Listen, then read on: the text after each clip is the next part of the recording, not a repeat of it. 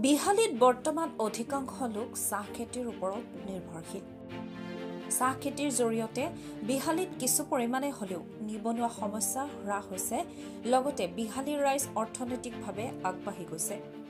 এনে সময়তে চলিত বৰ্ষৰ জুলাই আগষ্ট মাহৰ কেঁচা চাহপাতৰ দামে ক্ষুদ্ৰ চাহ খেতিয়কসকলৰ মাজত হাহাকাৰ পৰিস্থিতিৰ সৃষ্টি কৰিছে।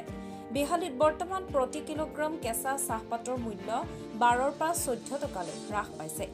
ইয়াৰে প্ৰতি কিলোগ্ৰামত কেৰিয়াৰে লাভ কৰে 3 টকা আৰু প্ৰতি কিলোগ্ৰাম কেঁচা চাহপাত ছিঙোতে 5 পৰা 6 টকা কৰ্মচাৰীক দিব লাগে। ফলত ক্ষুদ্ৰ চাহ খেতিয়কসকলে প্ৰতি কিলোগ্ৰাম কেঁচা চাহপাতত বৰ্তমান লাভ কৰে 4 টকাৰ পৰা 6 টকালৈকে। ইয়াতে আকৌ ৰাসায়নিক সাৰ, ঔষধ, কৰ্মচাৰীৰ খৰচৰ লগতে অন্যান্য খৰচ সোমাই থাকে। ইয়াৰ পৰাই বুজা যায় যে বৰ্তমান বিহালীত চাহ খেতিৰ দ্বাৰা খেতিয়কসকল কোনো ধৰণৰ লাভান্বিত হোৱা নাই। খেতিয়কসকলৰ পানীত হাঁহ নচৰা অৱস্থা হৈছে।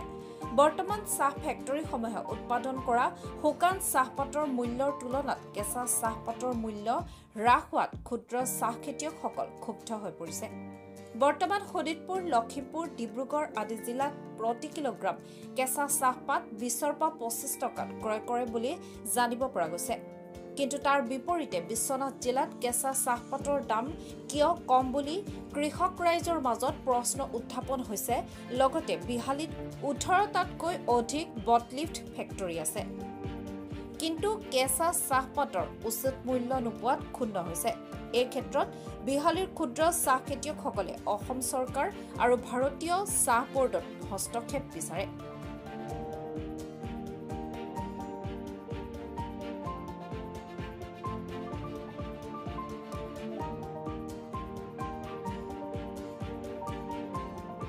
হয়, আজি প্ৰায় 1 মাহ দিন ধৰি এই আমাৰ যিটো গ্ৰাম্য অঞ্চলৰ ৰাইজৰ খেতিয়কৰ বা চাহ খেতিয়কৰ একমাত্ৰ জীৱন জীৱিকাৰ পথ এই চাহ খেতি আছে।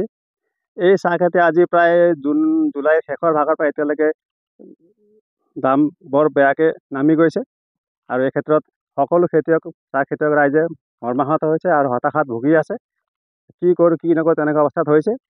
এতিয়া বৰ্তমান আমি যিটো নৰ্মেল চাহপাত সেইটো উইথ ট্ৰান্সপৰ্টেশ্যন কষ্ট 13 টকা 14 টকা, অলপ ভাল যিটো কোৱালিটি লিফ বুলি কওঁ 41%ৰ ওপৰত যিটো কোৱালিটি লিফ সেইটো 18 টকা ডেলিভাৰী পাই আছোঁ।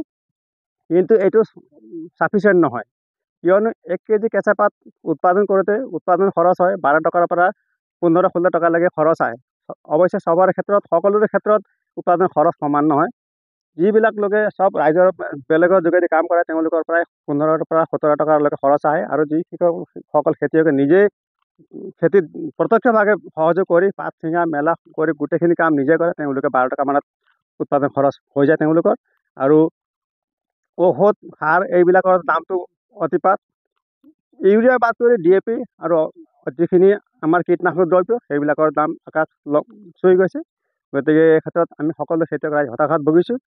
যোৱা বছৰ আমাৰ এইটো সময়তে আমাৰ এই এৰিয়াৰে কলঘৰসমূহে আমাক 28 টকা 30 টকা ডেলিভাৰী মানে প্ৰতি কিলো চাহপাতত 28-30 টকা দিবলৈ সক্ষম হৈছিলে।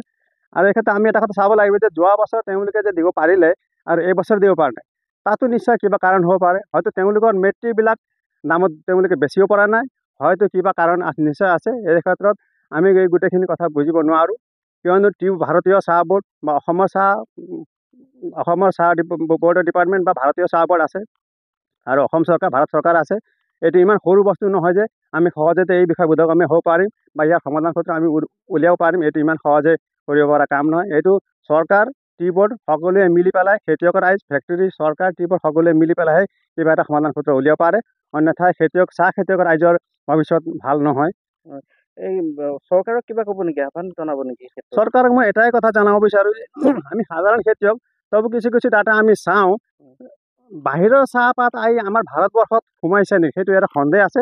আৰু ডাটা অনুসৰি কিছুমান বস্তু আমি পাইছোঁ যে বাহিৰৰ দেশৰ চাহপাত আহি ইয়াত সোমাইছে, খুব কম পইচা GSTৰ বিনিময়ত চাহপাত ইয়াত সোমাইছে। সেইটো অলপ প্ৰভাৱ আমাৰ ইয়াত পৰিব পাৰে নিশ্চয়, কিয়নো এই কেনিয়াৰ পৰা যিটো ভাৰত চৰকাৰে লাষ্ট ইয়াৰ 40 লাখ কেজি কেনিয়াৰ পৰা চাহপাত কিনিছিলে আৰু এই বছৰ সেইটো তুলনাত প্ৰায় 76 লাখ 66 লাখ 31,000 এই বছৰলৈকে ভাৰত চৰকাৰে চাহ ক্ৰয় কৰিছে। সেইখিনি কৰাৰ পিছত কি হয়, যোৱা বছৰতকৈ এই বছৰৰ তুলনাত প্ৰায় 25 লাখ কেজি চাহপাত ভাৰত চৰকাৰে ক্ৰয় কৰা আমি ৰেকৰ্ড পাইছোঁ। এই তথ্য সহকাৰে এইবিলাক আছে। সেইটো যদি নকৰে বা কৰিলেও যদি অলপ টেক্স বৃদ্ধি কৰি পেলাই সিহঁতক কৰি দিয়ে, তেতিয়াহ'লে অলপ আমাৰ ভাৰতৰ চাহখিনি বিক্ৰী হোৱাত সুবিধা হ'ব নেকি। আৰু যদি আমাৰ ইণ্ডিয়াৰ চাহখিনি বিক্ৰী হয়, বাহিৰত যায় বা নহ'লে ইয়াতে কনজিউম গোটেইখিনি হৈ যায়, তেতিয়া ফেক্টৰীবিলাকে অলপ মেট্ৰিৰ দাম পাব। আৰু মেট্ৰিৰ দাম পালে খেতিয়ক ৰাইজকো ফেক্টৰীবিলাকে দাম দিব সক্ষম হ'ব বুলি মই ভাবোঁ। বিশ্বনাথৰ পৰা পলাশ প্ৰিয়মৰ ৰিপৰ্ট, মহাজাতি 24 লাইভ।